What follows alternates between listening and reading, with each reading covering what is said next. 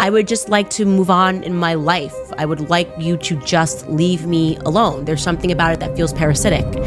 And I'm asking for it to stop. I am. And I hope that is enough. I hope that me saying that it's 2 years.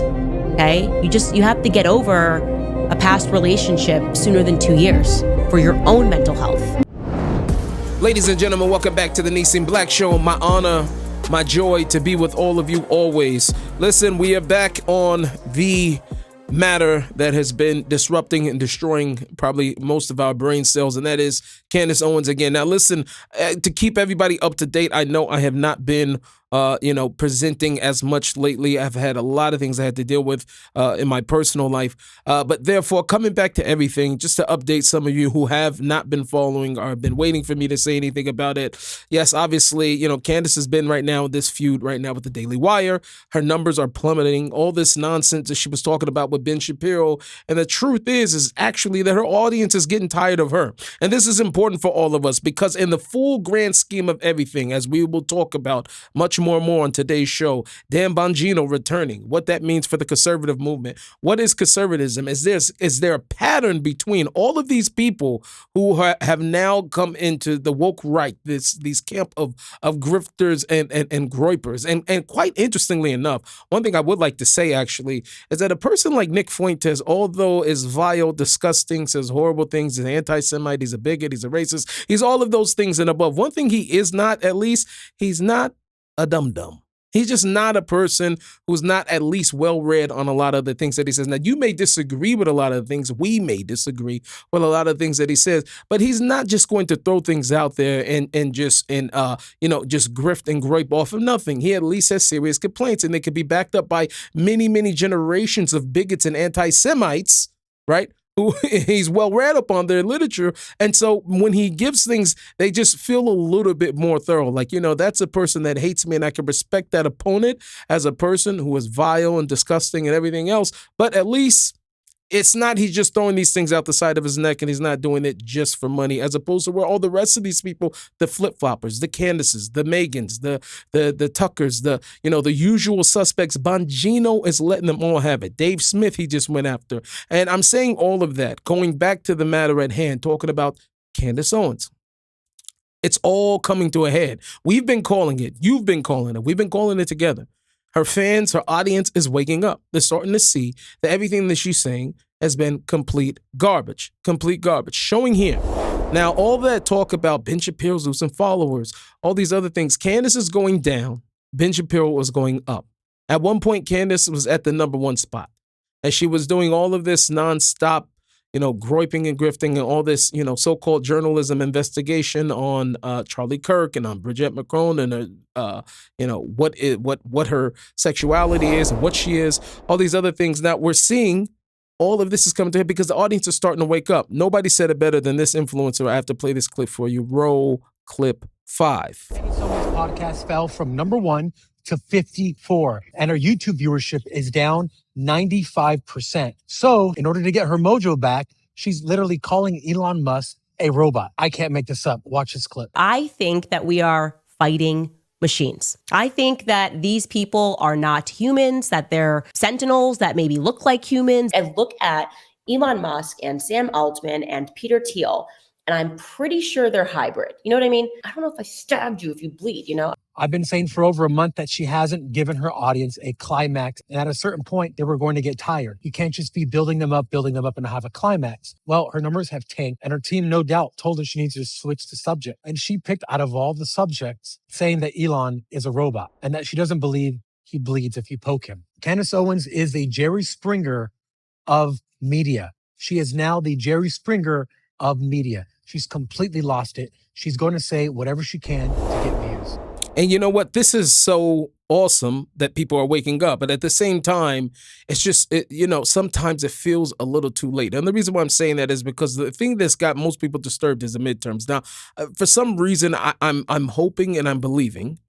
I hope and I believe, I don't know if I could say those two things together, that people are not taking Candace as serious as they have. The main thing called into question right here, and this is for all of these people, has been that younger audience that came out in staggering numbers to support Donald Trump because of Charlie Kirk at Turning Point USA. Now, a lot of what we have seen actually is that these groups, Candace and these others, have done everything to go after that audience. They want that group. They want the Groypers.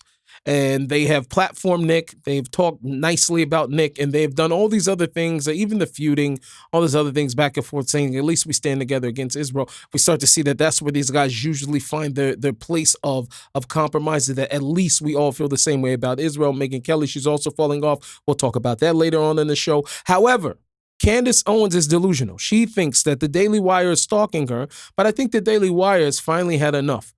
I think they finally had enough. And the reason why I say they had enough, contrary to all of this nonsense, oh, they're stalking me and all this. I mean, you have to hear what Candace is actually saying. To actually believe it, you're nuts. But to hear what she's saying is crazy. Wait 1 second. I want to tell you about something really unique I was invited to be a part of. It's called the Dream Raffle, and the grand prize is a fully furnished $1.2 million apartment in Jerusalem. Not a timeshare, not a discount, an actual move-in, ready home in one of the most meaningful cities on earth.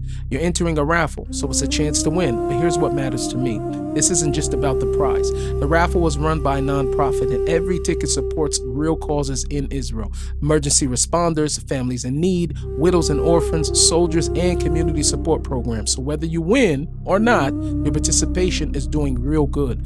They also have bonus prizes for early entries, including cash giveaways. If this speaks to you, the dream, the mission, or both, make sure to join the raffle at thedreamraffle.com/Nissim. That's thedreamraffle.com/Nissim. Okay, back to the show.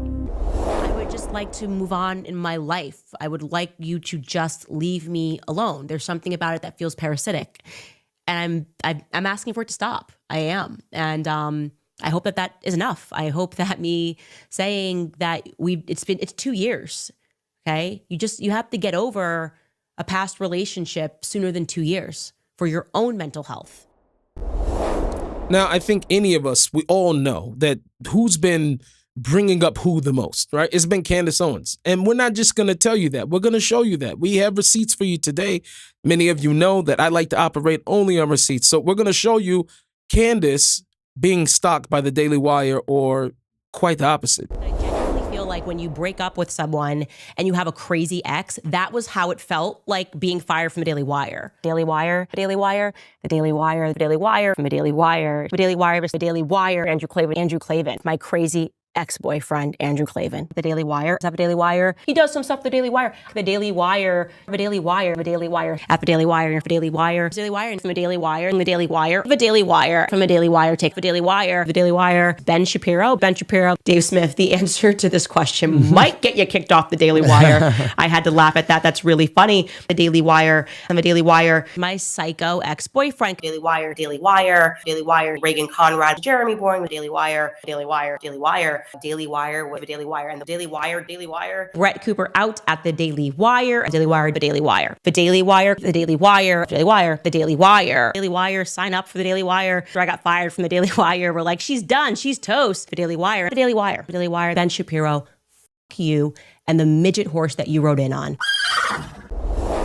Now, it doesn't take a rocket scientist to see that there is somebody with an obsession after the relationship has ended. It just doesn't seem to be Daily Wire. In fact, I don't have it queued up right now, but there's multiple clips of Ben Shapiro, Andrew Klavan, and many others not wanting to talk about Candace after it was over. And everybody who was watching at that time, they saw Candace asking, oh, Ben's a coward. How come he won't debate me? He won't debate. And Ben stopped bringing it up. From the moment after the initial feud and they fired Candace Owens, the Daily Wire was quiet.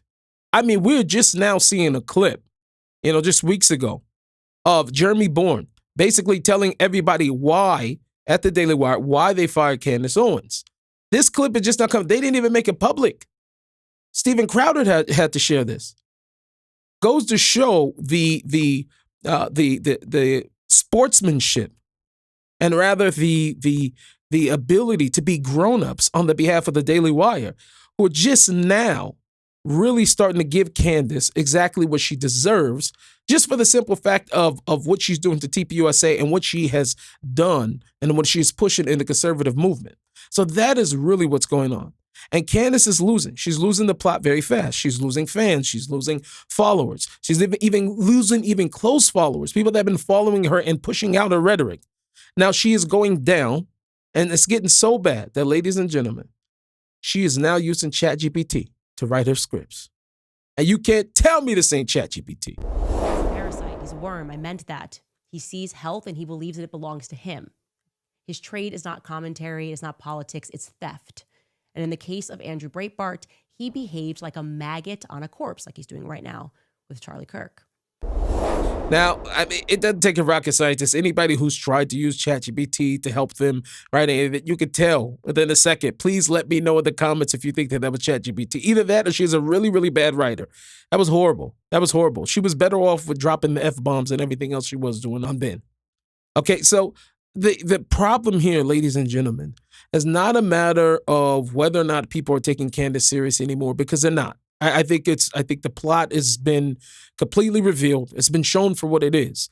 Now, the only thing that we have to deal with now, what we're going to have to contend with right now, is what happens in the midterms. And I think that all of this is going to be very, very sensitive. And that was one of the reasons why a person like, Dan Bongino seen the need rather to, I guess I would say, go out from the government and come down here with these common folks in order to address some of these things.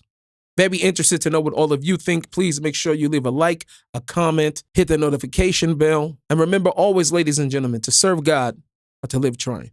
I'll see you on the next clip.